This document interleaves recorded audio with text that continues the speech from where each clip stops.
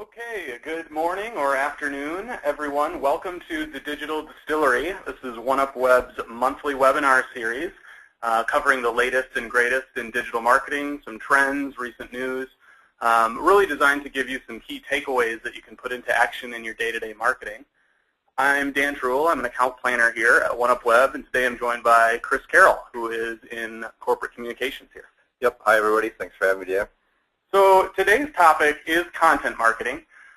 Pretty broad, big buzzword right now in the industry. Yep. And certainly there's a lot to cover within that area, but we're going to focus on something pretty specific today for B2B marketers in particular, right? Right, Chris?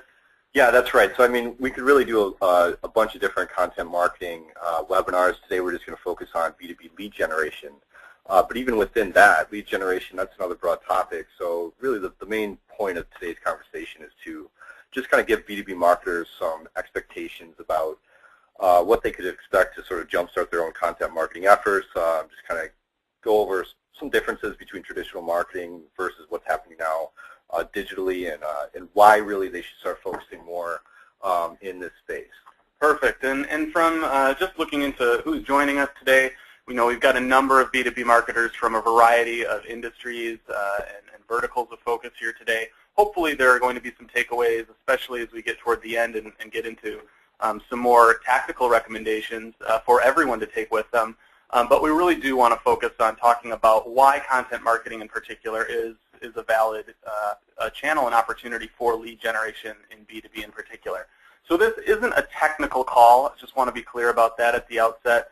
We won't be getting into specific tactics, specific recommendations as far as setting up marketing automation or anything like that. Right. But we do want to just cover the broad subject, why content marketing is relevant in this space for B2B lead gen, and then go over some questions. So the plan today is to take as many questions as we can. Please feel free to submit questions via the webinar here. On your screen today. We'll try to get to those, but we are going to take questions that have come in beforehand first. We've had a number of those come in, and Chris and I are going to try and answer as many of those up front and then take as many of yours from the webinar today as well. Sound good? Yep, sounds good. All right, well, let's get started then. So kicking things off in a little bit more general terms, what exactly is content marketing, Chris? We talk about it a lot. It's, again, a hot topic for most everyone. I mean, B2C and B2B. We're going to talk specifically B2B today, but how is content marketing in particular relevant for lead gen? Can you talk a little bit about content marketing in general? Sure.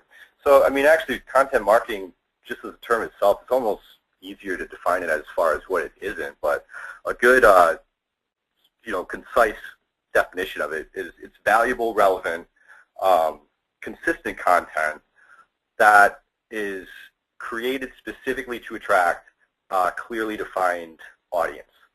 And that could be anything, really. So pairing content that is very much focused, very much relevant to a particular industry or individual even, right? And then marketing that in the appropriate channels, the appropriate places. Yeah, exactly. So it could be social media posts, blog posts. Webinars, this is it. Yeah, this is content marketing. This is content marketing. Infographics. So a variety of different content types. Right. And it's not just the content types themselves that we're talking about using for lead gen here in a B2B context, but it's also about how do we use them, where are we placing these, and how do they relate to various stages of buyer intent in that traditional sales funnel. Yeah, exactly. So if you want to think of it like this, traditionally marketing put the business centric in the marketing universe, and what content marketing does is it flips that. It puts the customer centric, and the business sort of all orbits around that customer. So it's really a personal, more conversational approach to marketing when push comes to shove at the end of the day. But what exactly does content marketing look like from a bigger picture? We talked about some of what's involved. Obviously, pairing the most relevant content with the relevant audiences that each one of those assets is going to speak to. Right. All in an effort again to form that more personal relationship, to move prospects or customers down that sales funnel toward conversion. But what exactly does content marketing look like from a big picture perspective? So where does it fit into an integrated marketing strategy? Sure. Yep. So content marketing really is it should be driving your overall digital marketing efforts. So we've got this infographic. Today's content marketing, you'll see content is the big bubble, the biggest bubble on that image, and there you have technical SEO and social media. A few years ago, maybe SEO would have taken the forefront into that content bubble, but at this point, they all kind of work together. Technical SEO is still very important. You still have to focus on that. Technical SEO will lead into insights as far as user, search behavior. Can actually help you plan what kinds of content are going to be most effective and that sort of thing. Yep. Social media clearly plays, a big role. That's where, a lot of the conversation is happening online, with content marketing being so personal and humanized and conversational. You've got to be, playing in those spaces. So really, it's finding a niche within each of those, traditional marketing channels, integrating all of that together. And we're really seeing a shift, as you mentioned. SEO, technical SEO in particular, used to really, lead the way, so to speak, in this area. But content marketing is now a broader umbrella that's starting to pull that and social media and really a number of other things into a bigger picture, more cohesive, more holistic marketing approach. Yeah, and also I just want to add, if you think about it too, the internet is built for human users. Businesses play on it, obviously, and digital marketing is important, but more and more content needs to be geared towards those individual human users. So that's really what content marketing is doing. It's requiring you to act more like your human users on the internet. Great point, and I think that's particularly relevant for today's conversation, where we are talking more specifically about B2B, about business to business, a space that traditionally is maybe stereotypically a little bit more stale, a little less personal when we talk about specifically the online sales process. Yep. Content marketing is changing that. It is personal. It's something that allows us to be a little bit more tailored, a little more unique in terms of how we speak to the customer. Yeah. And it is worth noting that, just for purposes of this infographic, it is a simplified picture of content marketing and how it relates to some of these other very much important aspects of online marketing. But content marketing can encompass so many different things, and they're not all necessarily going to be an equal part of every brand strategy. So you have marketing automation, email marketing, custom landing pages, even paid media and retargeting, to a certain extent can be folded into the content marketing umbrella, right? Yeah, absolutely. And within that, even just the different channels, you don't have to be active in every social media channel. You don't have to be posting in every industry group. It's really just sort of tailoring it and figuring out what works best for your specific target audience, and that could be any number of different things. And I think that's a great point. You just mentioned that you don't have to be active in every social media channel to be successful in content marketing, and the same goes for other channels, other avenues for distribution of content, and other types of content. A white paper isn't going to work equally well for every B2B brand. Let's be honest. Right. We found that webinars work well for us as a marketing agency. We found that white papers work well, but that doesn't mean that it translates, necessarily to other B2B brands too. But let's talk about that specifically in regards to social media really quick, because that's also a very much top line channel right now for a lot of brands. But I think it's something that B2B brands struggle with in terms of understanding how it fits in sometimes. Yeah, I think that's a good point. And we actually found this was a direct mail piece that was sent to us actually by an industrial fan company. Something that you wouldn't necessarily associate with being very active and pretty well versed in social media. But this is a brand, Big Ass Fans. They sell huge industrial fans, and a direct mail piece led our marketing department into doing a little bit more of a dig online, finding their homepage, then looking into their social channels. And they've really just kind of taken what they do and just created a nice, fun, real. Obviously, they have a comical name that they can certainly work with. Right. Play off of. That's certainly part of it. But there is that question. We often are asked by clients and prospects alike. Our business isn't really selling anything that's particularly exciting. or particularly compelling to the average person out there. Yep. But it's a necessary service, or it's a necessary, crucial, or critical solution for our customers. Yeah. And there is a place for that in social media. It just means taking a more tailored, unique approach. So, this is certainly an example of that. We highlighted it on the blog, I think, just last week, right? So encourage people on the webinar here to check that out. But yeah, I mean, it's a great point in that, there are ways to incorporate perhaps media and channels that your B2B business or brand are unaccustomed to using in content marketing. Yeah, I really feel like, it might just take just a little bit of fresh thinking just to try to figure out, how you can play in these spaces. But it's absolutely possible, no matter what the B2B actually is. And a huge central message of this webinar in particular, but content marketing for B2B lead gen in general is going to be finding a way to communicate to your audience on a personal level. Right. And that's really what we're talking about here. No one wants to be followed around on a sales floor, continuously, but everyone wants to feel special, and everyone wants to feel entertained, and that's what we're getting at here. Yep. All right. So what's the real bottom line, though, for B2B brands that are looking to leverage content marketing for lead gen? Sure, yeah. I mean, it just says it right there, generating better leads. I mean, even to go back to the, the example of Big S Fans, all of their efforts are specifically designed and tailored so that ultimately they're gonna convert into an opportunity for that business. I mean, they're doing it in a different way, but ultimately, don't lose sight of the fact that you can have a little bit of fun with this, obviously, but the bottom line is you're supposed to be doing this to generate better leads, so it's going to help your overall sales process. So it's not just about driving, a greater volume of leads. Obviously, there's an opportunity for that as well. But particularly as industries become increasingly commoditized, a number of different industries are facing that today. Content marketing is a real opportunity to differentiate your brand or your particular products and services from others in just the way that you communicate with your audience alone. Yep, absolutely. All right. So we've talked about, some of the things that content marketing can offer B2B brands, getting into lead gen, talking about how content marketing fits in with the bigger picture.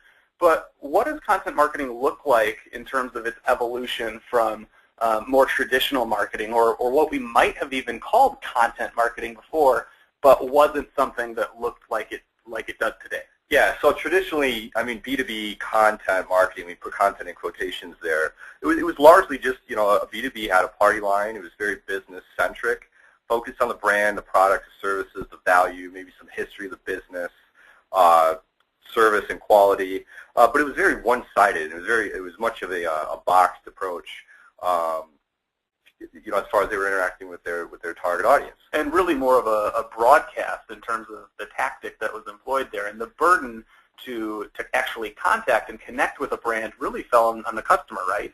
Yeah, if you think about it, I mean, you think about the old school style of marketing, such as like at a showroom floor or something like that, and people handing out flyers or even direct mail pieces. But once that piece is in the hands of the consumer, the B2B brand was just, they're waiting then for the customer to make some act.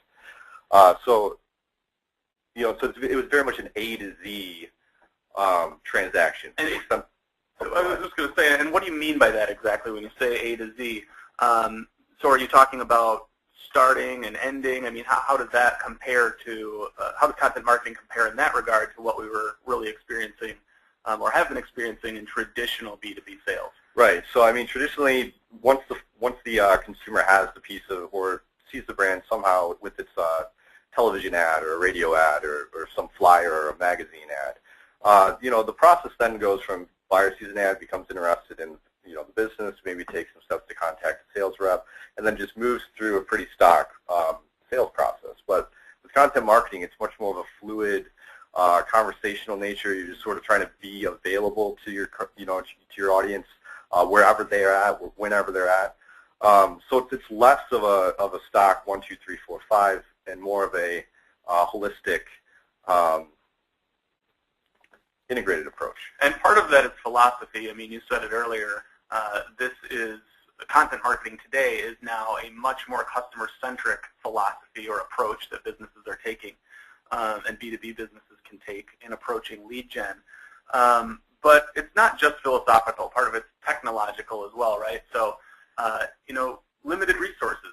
back in the day, the importance of shaking hands and smiling faces, that's always been there. That will always be an element of B2B sales and marketing.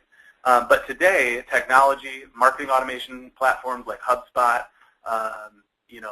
email marketing, even newer technologies in paid media like CRM retargeting, those are allowing brands to continue the conversation more frequently with prospects and customers than they really could with a limited sales force previously. Right. Fair? Yeah, that's spot on. If you think about these old traditional campaigns, they're well thought out. There was specific collateral that was designed well in advance of getting launched. The internet has largely made that not necessarily. You can change things out on the fly. It's much more adaptable. You can be much more agile as a business nowadays, and also technology, as you were touching on. I mean, some of these technological platforms like marketing automation software and just the metrics and the analytics that we now have available to us just really make it easier for B2B brands to tailor and target specifically their target audience. And it takes a lot of the guesswork out too. We're going to talk about it in a few minutes, but really, there's a lot of setup. There's a lot of planning and strategy involved at the outset. A lot of research. We're going to talk about customer research down the line here in a minute as well. There's a lot of setup at the outset, but if you can get beyond that initial investment and the initial resources and time needed to set up a proper and effective content marketing strategy, the payoff is really in that it is to a certain extent automated, more automated than before, and you're able to continually stay in contact with customers and prospects on a personalized level. Right. Yeah. The end game is definitely going to be easier now. Starting is definitely hard, but consider also though there was I think this is a recent study from Think Google, but over 2/3 of the buying process in B2B buyers, it's over before they even have a direct contact with the B2B supplier. So 60% of that time is being spent largely on the B2B customer is doing their own research. They're tapping their own network. They're searching online. But that's where your content marketing needs to be. It's got to be in that 60% right. to pique their interest enough to pick the phone up or engage directly with that B2B supplier. And that's fascinating. I mean, you said that roughly 2/3 of B2B buyers have already really done the legwork up front, before making that purchase of that solution. And that's partially where this technology that we talked about just a few minutes ago in regards to brands is also directly impacting and really, putting more power in the hands of the actual customer. So let's talk about that a little bit more. The B2B customer today is technologically empowered and emotionally driven. What do you mean by that? Well, I mean, we like to think of it like this. It's sort of like you had just mentioned, Dan, with regards to the handshaking and the showroom floor. But instead now there's literally a global conference happening 24/7, and it's happening on the internet. That's where your customers are. They're interacting with each other. They're finding your brand on blogs. It's just it's much more accessible now than it's been before. Where before the internet, you were limited as far as who you knew and how many businesses, the reputation of various businesses. It's largely the barriers to entry now are wide open. The barriers are lower. Technology and search and just self-research. Google. Other social networking avenues like LinkedIn, referral networks, growing in popularity online today. Is it fair to say that the B2B buyer has much more power in their own hands when it comes to the purchasing process today than previously? It is. They've got much more power, and then on the other side of it, though, they're expected to exercise that and to make these careful decisions. So is that what you mean when we talk about emotionally driven? Yeah, they're much more emotionally driven. From a standpoint, there's a higher degree of scrutiny as far as what the ultimate solution is from a B2B buyer standpoint. Their stakeholders, their bosses, their own businesses, they know how much info is out there and available. They know how easy it is to research and come to the table with the right decisions or the right proposed solutions. So there's really no excuse for a B2B buyer to sort of be sloppy in these types of decision making. So they're much more emotionally invested, both in terms of how well the proposed solution fits, whether it's going to benefit both the brand and the business itself, their own careers. I mean, everything now is much more personally centric on that B2B buyer. So the decision-making process is a lot more sophisticated in that there is more information available. The decision-maker's boss has more information readily accessible to him or her, and also, the B2B marketplace is more commoditized in general now, and we see that reflected in research we're going to get into here in a minute. Yep. that demonstrates that traditional business value, as defined by the value of the actual product or service that a company is offering, is now really table stakes. That just gets you to the table. I mean, that's just really a starting point. Right. Business value is just, it's not that much of a differentiating factor anymore. I mean, nowadays most B2Bs, if they're worth the time and the consideration, given what's already out there and how well these B2B buyers can now research and check out different proposed solutions, all of those B2Bs are basically good at what they do. Mm-hmm. So the actual business value itself just doesn't factor in as heavily as it used to. And I think that's demonstrated by some leading research, really interesting study that we wanted to point out today. This is from the Google study in partnership with the CEB Marketing Leadership Council just last year. And they found that 74% of B2B buyers now believe that a business will provide value. That's just a given. So again, right. the table stakes right there. Yep, exactly. So traditionally, with much of the collateral being so B2B focused and about business value and history of the business itself, I mean, there's not anywhere in that anything about the B2B buyer themselves. It's all about the business. But this stat just shows you 74% of your job's already done there. You don't need to really spend that much time convincing a B2B buyer that you're valuable because they kind of already get it. So this really underscores the importance of content marketing in directly speaking to the individual buyer's emotional needs, their personal needs in terms of what's going to be most important for them in making this decision. Not only from a value standpoint, are they going to get what they're looking for in terms of the solution itself, the product or service, but is it also going to work for them from more personal perspectives? Like, are they going to be held in high esteem by their colleagues and their boss for making this decision? How can a brand, a B2B brand, project that message during the sales process through content marketing? Right. And that just sort of reiterates Dan's point. Just more, stats from that same study, but twice as many B2B purchasers, they see personal value as being much more differentiating than just the business value. Definitely a huge differentiator, and something that I think content marketing is uniquely positioned to help address. But what do we really mean by personal value? We've touched on it a little bit. Let's take a look at some of the numbers here. Here we're seeing just a little bit more insight from that same study by Google and CEB, but just overwhelming statistical evidence here suggesting that B2B buyers, and this was a sample of actually 3,000 B2B buyers across 7 categories, but just staggering in terms of the propensity to purchase if they see personal value. Yeah. And I think this is so important, particularly as we combat commoditization in so many industries, yeah. Willingness to pay a higher price. Yeah, so you're not going to get kicked on being, pricier than the other solutions in the room if your B2B buyers see that, personal value.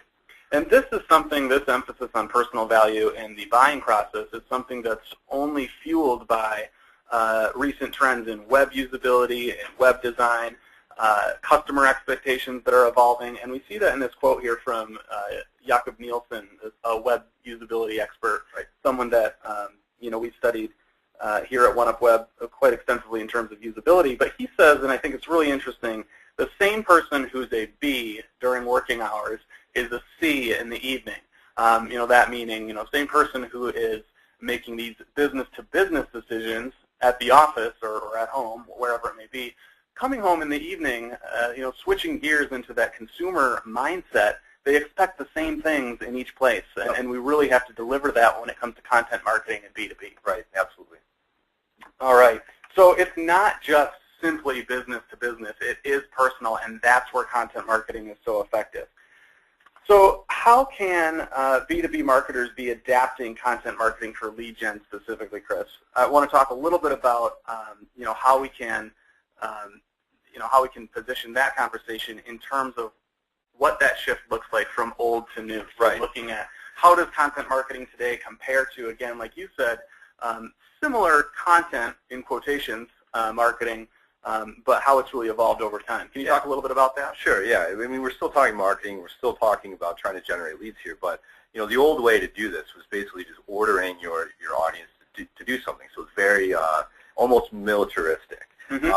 As far as it being more of a diplomatic process now, the buyer is much more involved in the entire process. So we kind of look at it a little bit like hard and soft power to some extent with these heavy tactics, email blasts everywhere, Mm-hmm. not even targeting anybody.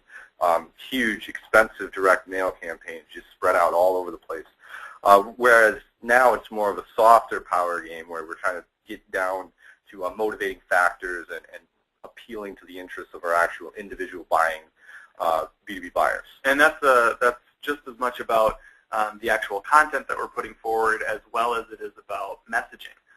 So, in this illustration we have, buy, buy, buy. Yeah. The same message, primarily speaking, for one aggregate audience, whereas, in the lower right here you have a more conversational approach. Today's content marketing, which is tailored and uniquely suited for the individual buyer. Right, yeah. It's a discourse now instead of it being a pulpit or a megaphone.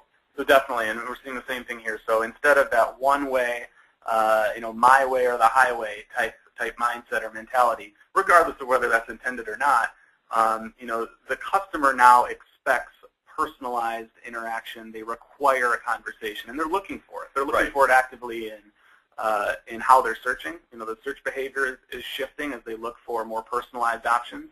They're looking for it in social media. They're expecting that dialogue with brands that they're considering.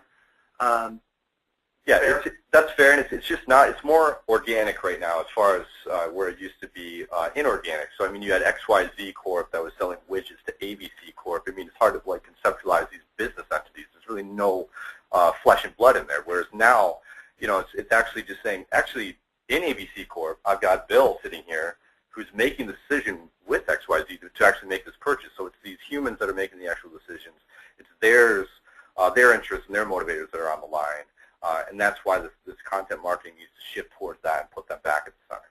Is it fair to say that there was more, that there is more flexibility with content marketing today than there perhaps was in some of that one-way communication? Yeah, and that's absolutely a good point to bring up. I mean, before you had the stock box collateral. I mean, you didn't have the ability to sort of switch anything out on the fly, at least not very easily. So you're talking TV campaigns. Yep, the commercials are already shot, cut, and edited and ready to go. And there would traditionally be, perhaps some variation in terms of geographic regions or, target DMAs. But for the most part, brands have run things, as you were saying earlier, based on the language of the campaign, the blast. You have one centralized, focused message going out to everyone. Yep. Content marketing allows us to segment in a way that is flexible, that's unique, and using things like automation rules within, say, a HubSpot campaign or an email drip campaign, we can serve new content, fresh new content to a prospect based on their interactions with what we've already delivered previously. Right. All right.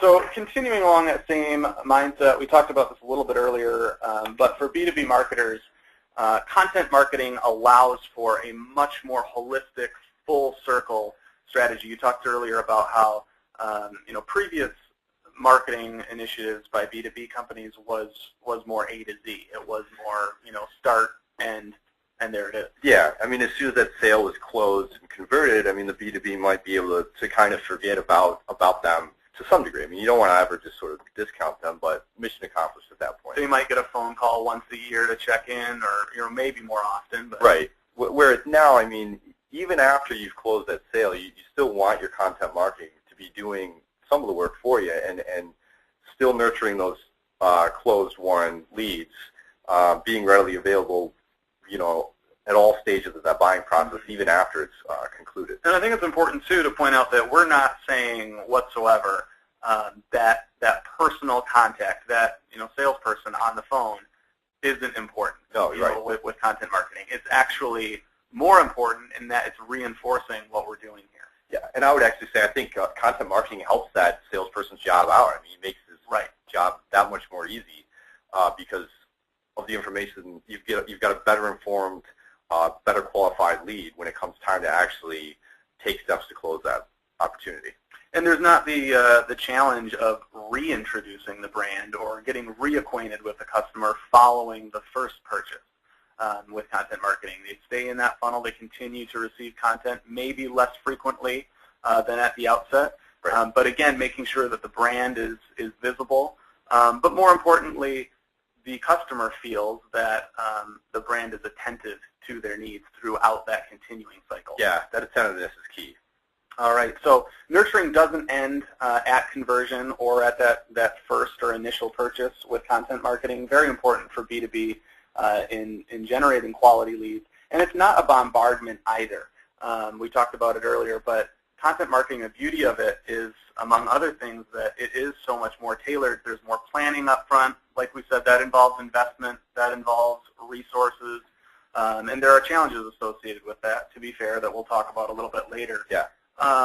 But really, because it is so much more sophisticated and planned and tailored to the individual or the individual industry or the role even, because a VP of logistics needs are going to be different from a product manager, for instance. Yep. You know, we can actually use it to improve ROI, to improve cost efficiency over time, because we're speaking to a much more targeted audience with much more targeted content. Right. Exactly. All right. So, I mean, all of these are really important concepts, fundamental concepts for B2B brands, I think, to consider when it comes to content marketing. But I can imagine, and I imagine there's some people on the line today that are wondering, you know, okay, I maybe have started down the line of content marketing, or we are, you know, working on a content marketing strategy, but what can we actually do in tangible terms? You know, what are some takeaways we can take with us today to help us get started? Yeah. Well, I think at the forefront, one of the first things to remember is it's not easy. Content marketing, it's work, but it works. But it works. And there's a lot of different options when it comes to setting out, creating a content marketing strategy, right? We've already touched on a couple of them. Yeah. Yep. So, for instance, I mean, just as another example, you know, we here at OneUpWeb in early 2014, you know, we noticed our blog really helps get our own ideas and our thoughts out there, and is really good at sort of helping, you know, establish our own expertise in the business, and it works well for us. But we made a commitment. Something that works really well for a number of our clients as well. Right. Yep. And so we made a commitment to ramp up that effort. And we started blogging every day. We've increased that. We just started doing more white papers. But again, taking a look at what our best pieces of content have been historically, and what trends, you know, in digital marketing are indicating, and made an effort to start creating content. So it's not easy to create the content, but if you make the commitment and you start doing it right, you will start seeing returns on it. And we're going to talk a little bit more about it here in a few minutes. But as with any initiative in digital marketing, content marketing is no exception when it comes to performance and tracking. And it's really important. You mentioned the blogging initiative that OneUpWeb has undertaken, and I shamelessly encourage everyone to check out the blog. Check out that post, you know, on that B2B company making waves in social media, if you want. But you know, we've done it ourselves. We've dug into the analytics and found that by increasing the frequency of those posts, like you mentioned, has really improved, you know, traffic to the site, has improved engagement, downloads of white papers and other assets like that. And the same is true with a variety of our clients in the B2B space. It's just something that you want to be conscious of at the outset in terms of measuring performance, rather than think of it as an afterthought, because you can really lock down on what's working best for you and focus on that and save yourself a lot of time and ultimately money as well. Right, yeah. And to that point, I just wanted to add, with regard to it being so work intensive, I mean, if you think about it, we've got to know our audience. That takes time and research to dig down deep into that. But another point here, as much as this is conversational and we're trying to pique the human interest, you have to remember, though, it's going to be living in a tangible form online. So it's got to be right. It's got to be, you know, spot on from the get-go, and it's going to linger after. It's not just like a conversation where, you know, we're only going to retain so much of what we here when we're meeting somebody and having a conversation. This is there to be found and then consumed and hopefully shared elsewhere. So just to make sure I understand you right, it's still important, of course, to keep content fresh. Yep. For SEO purposes, for making sure that content's being indexed properly, and you're staying on top of it. You're keeping on top of recent news and trends, speaking to hot button issues within your industry or amongst your target audience. But you're saying when you put out any kind of white paper, for instance, or blog post, something that's going to live out there for quite some time, just be careful with the stand you're taking. Just make sure that you can stand by that for some time. Right, exactly. Just there's a higher expectation of quality. Fair point. Now, Chris, you've done a lot of work both for OneUpWeb and our clients setting up and optimizing content marketing strategies. So, again, we mentioned this isn't going to be a technical call. We've got a lot of things to consider here today, and certainly there's really not enough time on 10 webinars, let alone one, to cover all of the various tactics that we could employ for B2B lead gen. But could you share a few tips for B2B marketers online today looking to get started or perhaps improve on their existing content marketing strategies? Yeah, sure. We've got three pretty overarching tips, but it'll definitely get anything kick-started. Current initiative, it'll help, and if you need to get started, this is how you do it. Sounds good. So, not to say that it's most important, but let's get started. Where would you go first? One of the first things you should do is just inventory what content you already have available. You don't know necessarily what might be stale, what could be used, what needs to be, refreshed. Mm-hmm. We kind of joke around with a little recycling symbol here, but it's we like to say reuse, refreshed, repurposed for your existing content. See what you can freshen up, what you can reuse, what you can change in the different forms of content marketing. But first, you got to take a look at what you already have. And always, again, going back to what you said at the outset of the conversation, everything reinforcing that fourth R, which is relevance.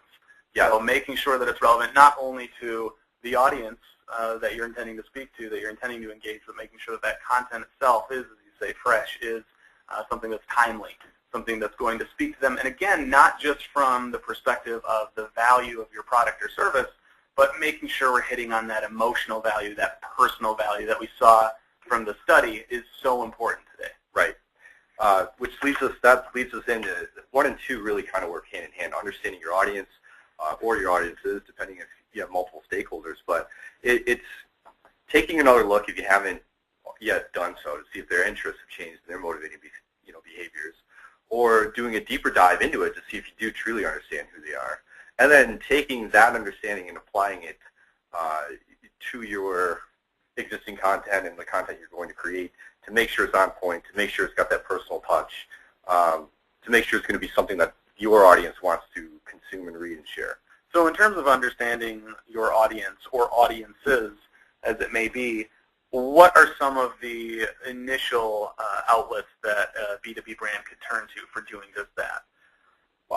There's plenty of them. Actually speaking to your target audience is a great one. Voice of the customer research, actually having interviews with focus groups, B2B buyers, focus groups, surveys, whether that's online. Mm-hmm. There's other options available. Mm-hmm. Customer segmentation, right. Studies as well. And I think it's also important to point out that when we talk about knowing an audience in terms of content marketing, it's also important to know your audience online. And by that, I don't just mean, where are they going? What types of content do they like? That's certainly very important, but how do they engage with content? Where are they most likely to download it? What are some of the distinctive characteristics of your audience when it comes to something as simple as filling out a form? Right. How can you optimize the site experience in a way that really takes advantage of some of the insights that you can pull from your own analytics to speak to particular subgroups? Yeah, it's actually amazing what insights can actually be uncovered by doing a good thorough dive into market research. But let's just look at the form fill, for example. I mean, if you happen to look at your customer and you find out that they're just really busy and something that just constantly keeps popping up is the how much they don't like these arduous task of filling out lots of different spaces. So maybe you take a look at your form fill and say, well, I mean, that might be too long given what this person is dealing with on a day-to-day basis. So you just make that subtle, change, and that can have a huge impact on effort overall. And that, I think, really underscores what we've said a couple times today, which is content marketing is more than just content. It is actually not only the content, not only the audience that you're pairing that content with, but it's also how the content is displayed, how it's provided, what the experience is like. So it combines web design, form fills, like you say, optimizing that experience, making sure that your navigation even speaks to particular audiences. Those are all important things. And to your point on form fills, I think that is a nice segue into our next and last tip here for content marketing, which is test, optimize, and repeat. So if, for instance, you do find that this form fill really isn't converting all that well, how can we improve that? Run an A/B test. Be continually testing, and not just at the outset of your content marketing strategy. Be doing this continually so that you can improve and refine. Right, and that's one of the beautiful aspects of digital marketing is this ability to quickly test and analyze many different options. So that could be A/B testing, but again, it could go back to just another set of focus groups or customer interviews, just double checking and seeing if this is actually resonating with them. Analytics and metrics. So once you figure out what's actually working, where your customers are, scrap what's not working, or at least rethink it. Could be a form fill, could be a white paper. We've even done things for clients, testing various graphics associated with white papers to see which increases the download rate more substantially. So a lot of different options when it comes to design, when it comes to site experience and usability. Always be closing and always be testing. Right. So I want to go into a couple of questions now. I know we're starting to run short on time and want to be respectful of that. And we've had a couple of questions come in, but we do have some that we want to get to first that came in advance. So this one is pretty general, but I think is important because we've talked about a lot of concepts, and I think they're important in introducing the importance of content marketing for B2B lead gen. Right. But how can content marketing improve lead quality? Well, I mean, what you're going to get with content marketing is a better educated, better informed, and ultimate opportunity for you. So it improves lead quality because if the information is out there, ready to be found and seen and consumed, ideally your B2B buyers are then going to read up on it and become better educated and informed. So by the time they actually take the step and become move from just an interested party into more of an opportunity, they'll be armed with much more pertinent, relevant information to actually engage with you and have a conversation about whether your B2B solution is the right fit for them. And in many ways, content marketing is pretty sophisticated in that it allows leads to sort of self-qualify in a way too. Is that right? Yeah, that's a really good point. I mean, that's almost what that is what it's doing. Your content marketing is enabling your B2B buyer to almost convince themselves that you're the best option. Which is really important, especially as sales and marketing departments are facing tight budgets. Sometimes, hopefully a lot of leads are coming in, but certainly, more leads isn't always a great thing. Yeah. Because depending on how many of those are just junk, how many are being disqualified, it takes a lot of time and a lot of effort. We know it ourselves as a service company to go through leads, right, and check those out. So content marketing is an excellent way, for leads to self-qualify by saying, this is an action that I took in the past, and based on that, the next piece of content is appropriate. This one may be appropriate here. And each step is almost another step towards the end of that funnel. Right. Okay, so we've got another question here that has come in. Do I need a marketing automation solution for content marketing? Right, so that's actually a good question. No, it's not needed. Can you talk just a little bit just for everyone's benefit? So marketing automation software, we like to use HubSpot internally here. We're HubSpot certified. So HubSpot's our marketing automation preference choice at this point. But what it does is it basically takes a large degree of the hands-on human effort to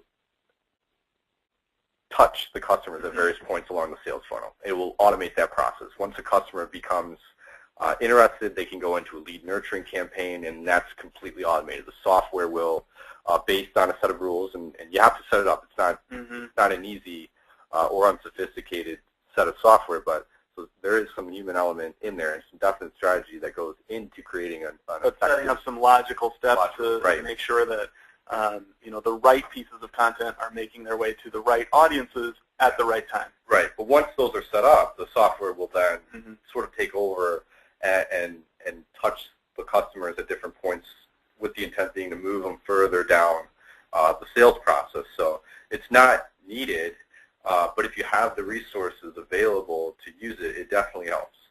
Definitely. So in some respect, it does live up to the hype. I mean, a lot of people are familiar with HubSpot. They're fairly well known in that space right now. There's a lot of talk about inbound marketing, and that's certainly basically the same thing as content marketing when push comes to shove. Yeah, essentially. So not necessary, but something that's definitely a help. Definitely helpful and very effective if you can dial it in. Okay. Another question here that we've got: how do I build a website for content marketing?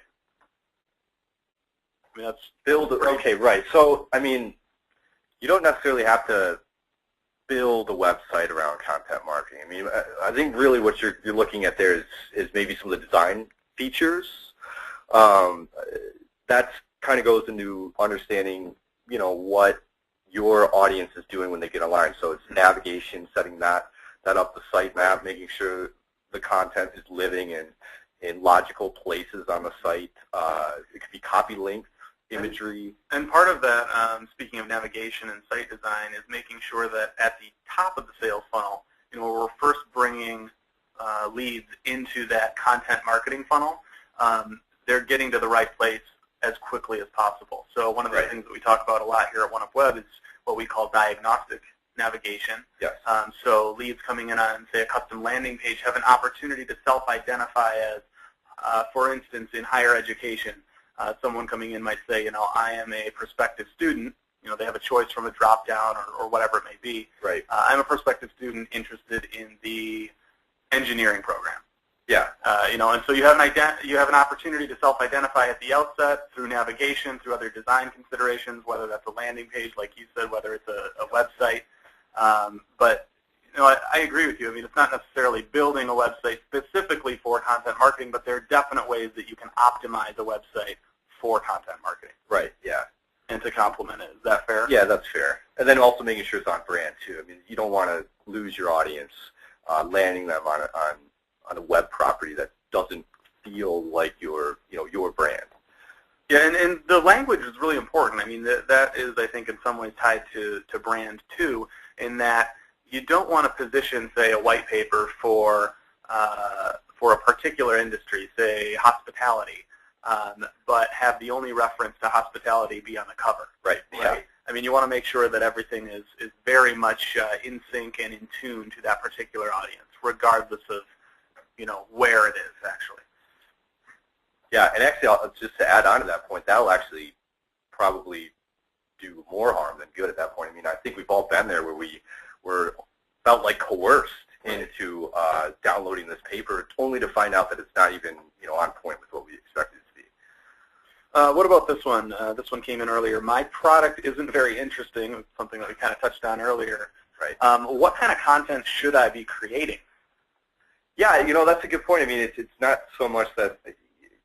I'll go back to the example of Big S Sam's. I mean, an industrial fan really isn't that interesting of a product at the end of the day, but they found a way to make that work for them. It just maybe involves some fresh thinking. And while it might not be the most sexy product, it's still very useful. I mean, it's an important part of some process. And so it's just largely a part of making sure you get to the heart of that. Fair enough. One more here. I've got multiple stakeholders. How do I balance overall message with individual needs? Right. Well, that's a good question. if you have multiple stakeholders, it's almost like you're going to be dealing with multiple funnels almost. Separate sets of content marketing, but if you can figure out some unifying threads among each of the multiple stakeholders and have sort of a general overarching cloud, so to speak, like above those various content funnels, that sort of then speaks to all of your multiple stakeholders, or at least to some interest that they all have in common, but then also have content available for them to sort of self-qualify and then find their own niche within there, which is then tailored specifically to them. So just to be real clear, and want to make sure that we weren't at all misleading earlier, there is room for an overarching campaign, for overarching messaging pertaining to the brand itself, brand awareness, that sort of thing, alongside a more sophisticated, perhaps more personalized content marketing strategy as well. Right, yeah, and that brings up this is something that our listeners maybe have seen floating around there, but it's known as the 4-1-1 rule. This rule basically states that for every one piece of self-serving content, so for every one piece that's sort of on-brand, very direct, very, a hard sell almost, for every one piece of that, you should also have sort of a softer promotional type of a piece, maybe something, an invite to like a webinar or something like this. Sure. Is a bit of a softer promotion, but then you should also have a free white paper. Right, a free white paper, yep, so not so hard on the sales or the brand itself or the business value. But then also have 4 pieces of educational or of interest pieces. So that could even be news that you're sharing from other sources. Yeah, as well. Exactly. Yep. So, great example. Someone on the webinar here has asked if we can talk a little bit about what lead nurturing is specifically. It's a great question and obviously a big part of content marketing in general. But can you talk a little bit about that, just for the benefit of the audience? Yeah. Lead nurturing is it's the idea of just specific to content marketing. I mean, I don't mean to say it this way, but it's a little bit of hand-holding to some degree. I mean, you're using marketing automation software, your own efforts to sort of lead a B2B buyer down a desired path as they travel down towards and get to that multiple touch point. Right. So it might start with a bit of some general just interest. Hey, this is us. This is what we do. We think you'll find it interesting. And then as that lead sort of warms up through this process, they're delivered content that just speaks more to what maybe their problem is or why this is a better option, until ultimately they increasingly more relevant even. Right. Just helping them become ready to directly engage with you. And then I think that ties back into the last question, talking about how does that overall messaging factor into a more sophisticated, perhaps, content marketing strategy. And really, it's important that I think the personal value we talked about earlier is incorporated even in that broader messaging, because it sets the stage for what's going to happen later on when we get into a more unique, a more personalized content marketing experience for the customer. Right. So making sure that personal value, that idea of playing to a B2B customer's, a B2B buyer's emotions, their needs from not only just a pricing standpoint, not only just a business value standpoint, but we're really firing on all cylinders, so to speak, when we're positioning the value of your brand, your product, whatever it may be. Right. Well, I think that will really do it here today. I know there's a couple more that have come in. We're going to be following up with you after the webinar. Certainly, if you have questions that weren't answered today, or you'd like to talk with us a little bit more about content marketing, specific to B2B lead gen, or even just in more general terms, certainly feel free to reach out to Chris or myself. Our contact information is up here on the screen right now.